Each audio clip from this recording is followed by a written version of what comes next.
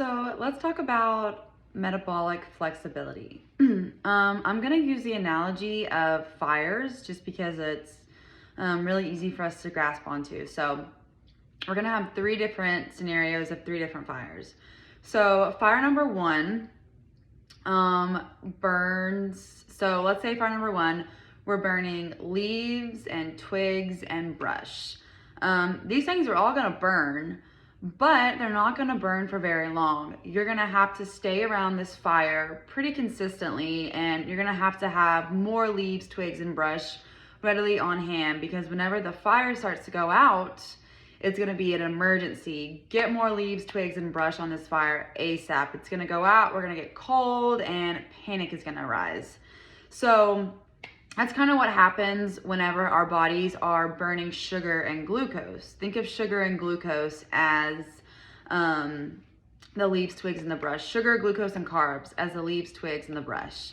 So whenever our body burns through this sugar, glucose, and carbs, and our stomachs become empty, our bodies start to panic, like, oh no, we don't have any food, we're gonna starve. Like, we have to signal hunger, and we have to signal it as an emergency. So that's kind of where all the feelings of hunger come into. Our body literally thinks we're starving because it doesn't know how to tap into stored fuel sources such as fat, such as our body's fat storage cells.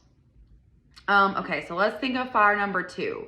Fire number two has lots of big logs on it. So you can throw a couple of the big logs on there. Perfect, great. It's gonna burn for a long time. And you're not necessarily gonna have to come back and check on it and be worried about it. You know that, okay, I will have to eventually put more logs on the fire. I've got them over here, but it's not an emergency. This is kind of what happens whenever we're burning ketones, when our body is in ketosis. So our body is gonna burn all this fat, and it's gonna burn through it pretty slowly. And whenever it burns through it, it knows how to tap into our other fat cells. So it's gonna be able to tap into those. So whenever our stomach is empty, ghrelin is produced, and it says, hey, stomach's empty, but I know how to tap into these other storages, so it's not an emergency, just letting you know. Whenever you get around to it, give me some food. So that's kind of ketosis, and that's what happens whenever our bodies are burning fat, which is great. Fire number three is gonna have big old logs on it. It's gonna have the twigs, the leaves, and the brush on it, and it's gonna be burning all three of them. And once it goes through the twigs and the leaves and the brush, great. We've got the big logs there that are gonna be the foundation of our fire. And so this fire represents what it means to be metabolically flexible. Our body knows how to burn the glucose, it knows how to burn the carbs, it knows how to burn the sugar if we are getting any of that. But most importantly, it's burning this fat. And once it runs out of all of the twigs, the leaves, the brush, and the logs, it's gonna be able to tap into our fat cells and burn those for energy.